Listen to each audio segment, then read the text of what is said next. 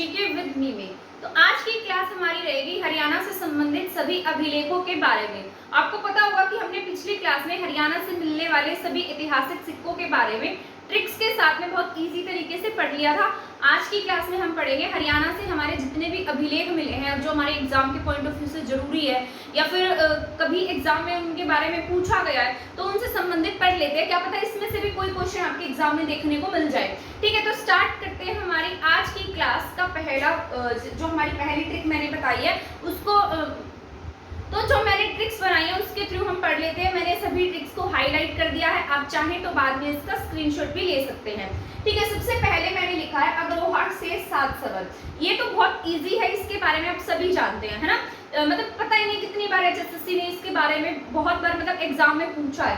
तो ये मैंने लिखा है अग्रोहा से 7 सवर। तो अग्रोहा से क्या मिली है, एक ईंट मिली है और उस पर क्या लिखे गए हैं, 7 स्वर लिखे गए हैं। जैसे सारे गा मा पा नहीं होता, सारे गा मा पा, जितने भी ये स्वर होते हैं जो ये मतलब पहले गाना गाने से पहले सिखाए जाते हैं। तो ये स्वर कहाँ से मिले, इनके स्वर की ईंट मिली है और वो ईंट कहाँ से मिली है, अग्रोहा से मिली है। ठीक है, और एक ऐसा अभिलेख मिला है जिस पर क्या लिखा हुआ है, मतलब जिस पर कुछ लिखा गया। अभिलेख होता क्या है, अभिलेख का मतलब ही यही होता है कि उस पर कुछ ना कुछ उत्कीर्ण किया गया हो, यानी कि लिखा गया हो जिससे हमें किसी चीज के बारे में जानकारी मिले। तो वो क्या होते हैं, अभिलेख होते हैं। पहले समय में जो राजा होते थे ना वो क्या करते थे, अपनी जो प्रशंसा है ना उसको अभिलेखों पर लिखवा देते थे, या कोई महत्वपूर्ण काम होता था जिनको क्या करते लिखवा दिया जाता था ताकि आगे आने वाली पीढ़ियों को उसके बारे में पता लग सके। ठीक है, परंतु आज तो ऐसा नहीं है, आज तो अभिलेख नहीं है ना। आज तो वैसे भी हमारे यहाँ बहुत एडवांसमेंट हो चुकी है, पर पहले ऐसा नहीं था। तो पहले लोग क्या करते, मतलब बहुत बड़ा एक पत्थर का इस तरीके से होता था, उस पर कुछ लिखवा देते थे,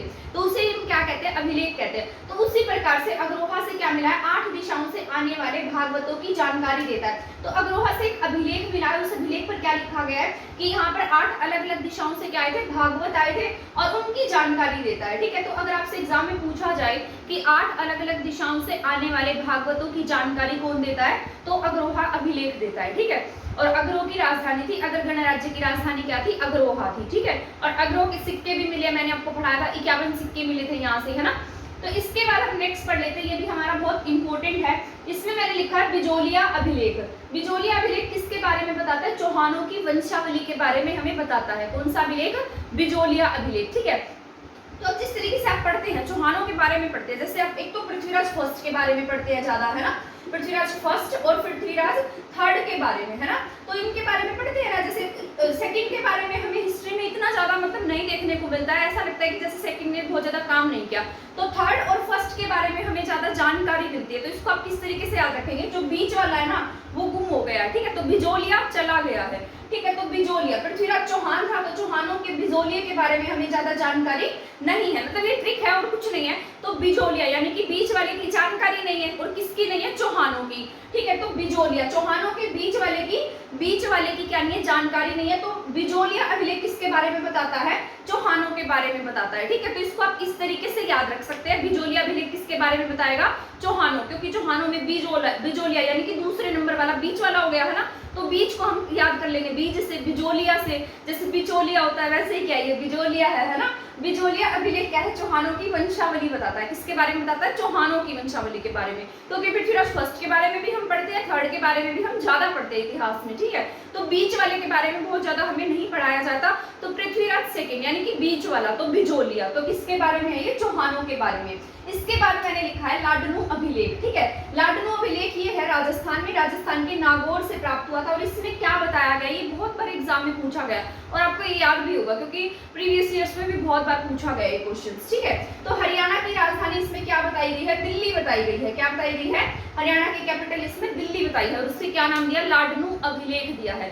इसको आप इस तरीके से याद रख सकते हैं। फनी ट्रिक है थोड़ी सी, जिस तरीके से जो हम मतलब लाडनू क्या होता है, किसी से प्यार करना, तो क्या होता है, लाड, है ना। तो ऐसा याद रखिए जो हरियाणा है ना, हरियाणा को दिल्ली से बहुत ज्यादा लाड है, क्योंकि तभी तो हमारे बहुत सारे एरिया एनसीआर में आते हैं, दिल्ली एनसीआर में है ना। तो हरियाणा को बहुत ज्यादा लाड है किससे, दिल्ली से। तभी लाडनू अभिलेख में क्या बताई गई है, हरियाणा की कैपिटल दिल्ली बताई गई है। और लाडनू अभिलेख कहाँ से प्राप्त हुआ है, राजस्थान से, ठीक है। तो ये आपको याद रखना है, लाडनू अभिलेख कहाँ से मिला है, राजस्थान से मिला है, राजस्थान के नागौर से मिला है। और ये किसके बारे में जानकारी देता है, इसमें बताया गया है कि हरियाणा की राजधानी क्या है, दिल्ली है, ठीक है। तो ये आपको याद रख लेना है, लाडनू अभिलेख राजस्थान, ठीक है। हम राजस्थान के साथ सीमा भी साझा करते हैं और इसको इस तरीके से भी याद रख सकते हैं।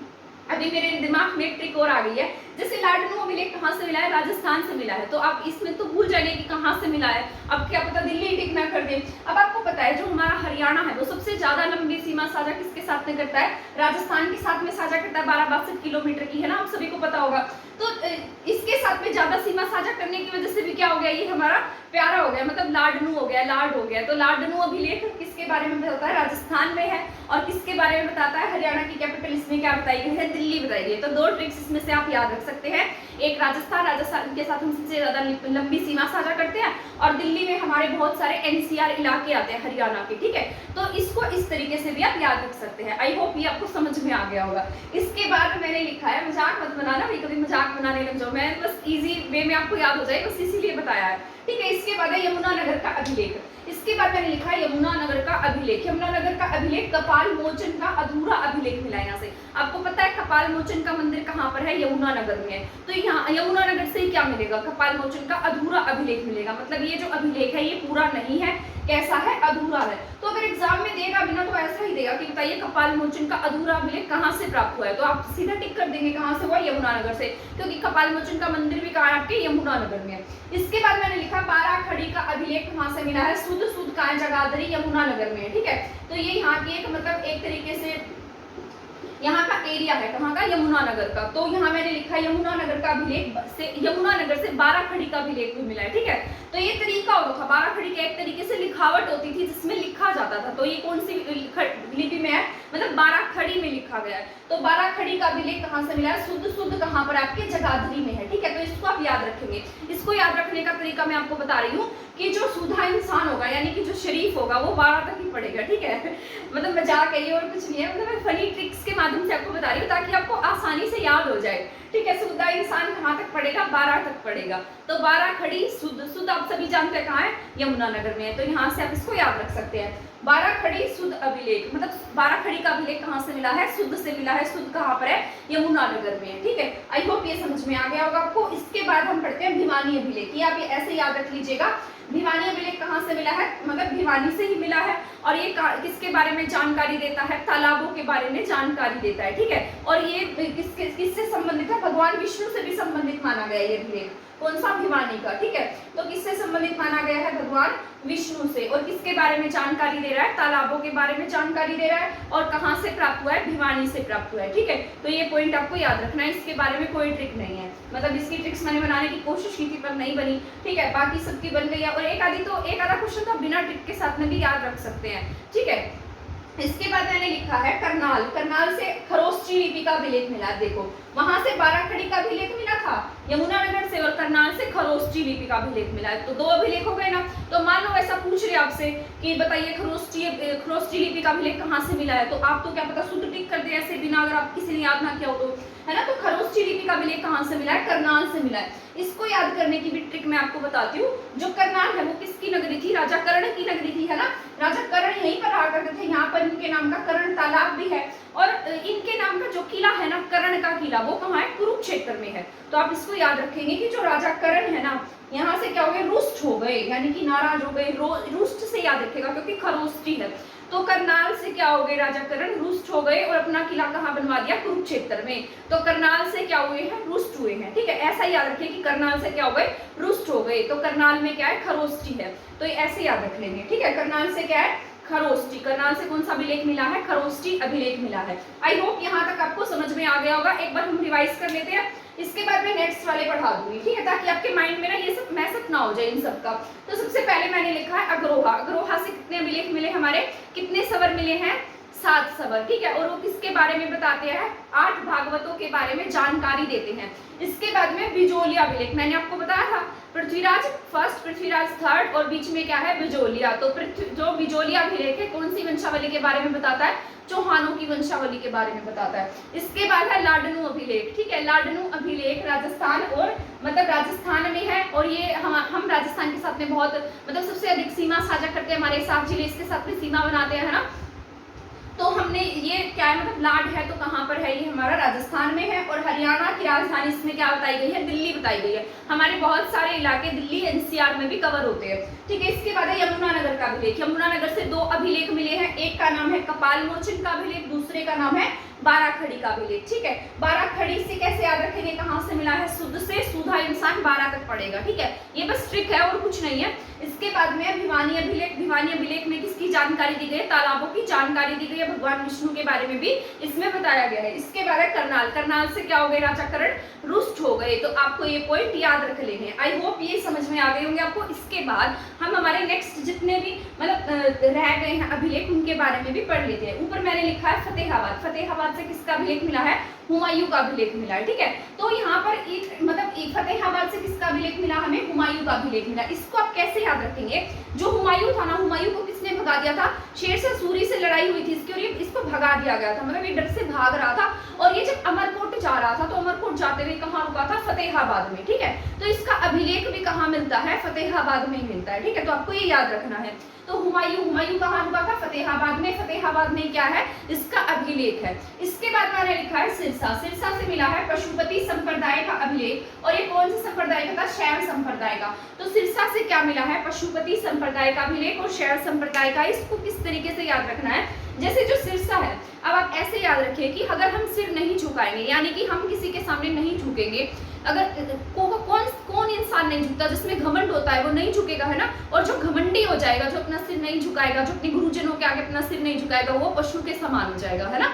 तो इसको याद रखिएगा ऐसे कि सिर नहीं झुकाएंगे तो पशु के समान हो जाएंगे। आजकल तो पशु भी इंसानों से बेहतर है, ठीक है। तो सिरसा क्या है? सिरसा पशुपति संप्रदाय।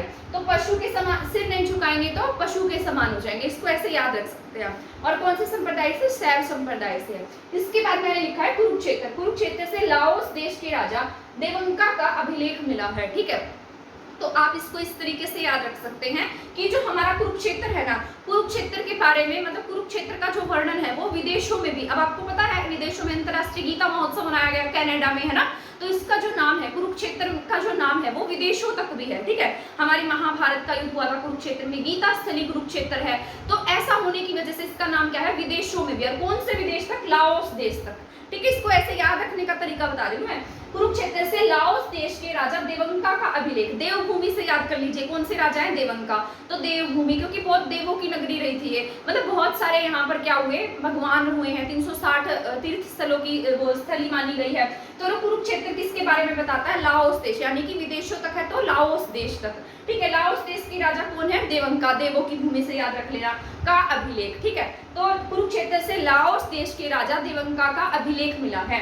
इसके बाद मैंने लिखा है टोपरा अभिलेख। ये तो इसके बारे में आप सभी जानते हैं, ठीक है। टोपरा अभिलेख बहुत बार एग्जाम में पूछा गया। ये पहले कहाँ पर था? अंबाला में था, लेकिन अब कहाँ है? यमुनानगर में है, ठीक है। तो टोपरा का अभिलेख कहाँ है? यमुनानगर में। और ये किसने बनवाया था? अशोक ने बनवाया था। किसके समय बनवाया गया था? ये अशोक के समय, ठीक है। तो आप इसको इस तरीके से याद रखेंगे कि पहले जब ये बनाया गया था ना तब कहाँ था? यमुनानगर में था। इस सबसे पहले कहाँ था? अंबाला में। बाद में ये कहाँ पर काउंट किया जाने लगा? यमुनानगर में। किसके समय में बना था? अशोक के समय। लेकिन बाद में फिरोज शाह तुगलक इसको क्या किया? फिरोज शाह तुगलक ने क्या किया? इसको उखड़वा कर वो दिल्ली ले गया और इसको कहाँ स्थापित करवा दिया? दिल्ली स्थापित करा दिया। लेकिन अगर हमसे पूछा जाता है ना और हरियाणा के मतलब ऑप्शन दिए जाते हैं तो हम इसे यमुनानगर ही टिक करते हैं। इसके बारे में इसकी भाषा, क्योंकि हम इसको पढ़ जाएंगे और हमने अगर भाषा नहीं पढ़ी, लिपि नहीं पढ़ी और एग्जाम में यही पूछ लिया गया तो इसकी कौन सी भाषा में लिखा गया है? संस्कृत भाषा में लिखा गया है और ब्राह्मी लिपि में है। कैसी लिपि है इसकी? ब्राह्मी, ठीक है। तो आपको याद रखना है। तो टोपरा अभिलेख कहाँ पर है? यमुनानगर में है। अशोक के समय में बना था। फिरोज शाह तुगलक इसको उखड़वाकर दिल्ली में ले गया। संस्कृत भाषा है। भाषा पूछेगा तो संस्कृत है, लिपि पूछेगा तो ब्राह्मी लिपि है, ठीक है। इसके बाद मैंने लिखा है पेहोवा। पेहोवा से भोजदेव का अभिलेख मिला है। किसका अभिलेख मिला है? पेहोवा से भोजदेव का, ठीक है। तो पेहोवा एक ऐसा स्थान है जहां पर ये जो मतलब पितृ जो दान मतलब पिंड दान किया जाता है पेहोवा स्थान, पेहोवा में, पेहोवा कुरुक्षेत्र है ना। तो ऐसा मान लीजिए कि देवों का क्या होता है, यहाँ पर भोज होता है। तो पेहोवा में क्या है? भोजदेव का अभिलेख मिला है, ठीक है। तो भोजदेव का अभिलेख पूछेगा तो आप कहाँ पर टिक करेंगे? इसे पेहोवा में, ठीक है। तो आई होप ये समझ में आ गए होंगे आपको। फतेहाबाद में क्या है? हुमायूं का अभिलेख है। सिरसा में पशुपति संप्रदाय है, सिर नहीं झुकाएंगे तो पशु के समान हो जाएंगे। कुरुक्षेत्र में लाओस देश के राजा देवंका का अभिलेख मिला है। इसके बाद टोपरा अभिलेख आप सभी जानते हैं, यमुनानगर से मिला है, ठीक है। संस्कृत भाषा है, ब्राह्मी लिपि है। पेहोवा से भोजदेव, भोजदेव यहाँ से घोड़ों के व्यापार का सबसे प्रमुख केंद्र था आपका पेहोवा, ठीक है। आई होप ये समझ में आ गए होंगे आपको। और हर बार एग्जाम में इनमें से कोई ना कोई क्वेश्चन देखने को जरूर मिलता है, तो इसको छोड़कर मत जाइएगा। एग्जाम से पहले इन सब चीजों को याद कर लीजिएगा, ठीक है। अगर आप इसको ट्रिक से याद करेंगे तो आप इसको भूलेंगे नहीं, बस इसीलिए मैंने इसके लिए ट्रिक्स बनाई है। आपको मेरी ये क्लास पसंद आई होगी। अगर आपको मेरा पढ़ाना पसंद आता है तो प्लीज मेरे चैनल को सब्सक्राइब और मेरी वीडियो को शेयर करना ना भूलें। आज की क्लास में हमारा इतना ही था। नेक्स्ट क्लास रहेगी हमारी नेक्स्ट ट्रिक के साथ। तो इसी तरीके से ट्रिक्स के साथ पढ़ने के लिए हमारे चैनल के साथ बने रहे। इंडियन पॉलिटिक्स की क्लासेस देखने के लिए, क्वेश्चन सीरीज देखने के लिए हमारे चैनल के साथ में बने रहिए, और करंट अफेयर की क्लासेस देखने के लिए भी हमारे चैनल के साथ बने रहिए। थैंक यू, धन्यवाद।